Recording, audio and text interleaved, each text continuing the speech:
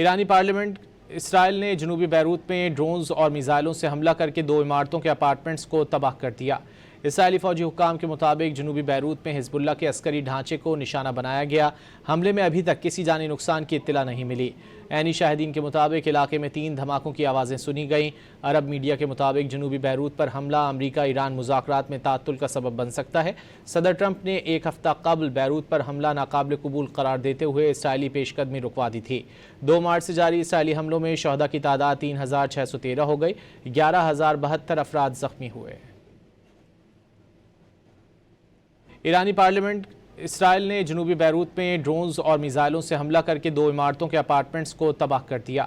اسرائیلی فوجی حکام کے مطابق جنوبی بیروت میں حزب اللہ کے عسکری ڈھانچے کو نشانہ بنایا گیا۔ حملے میں ابھی تک کسی جانی نقصان کی اطلاع نہیں ملی۔ عینی شاہدین کے مطابق علاقے میں 3 دھماکوں کی آوازیں سنی گئیں۔ عرب میڈیا کے مطابق جنوبی بیروت پر حملہ امریکہ ایران مذاکرات میں تعطل کا سبب بن سکتا ہے۔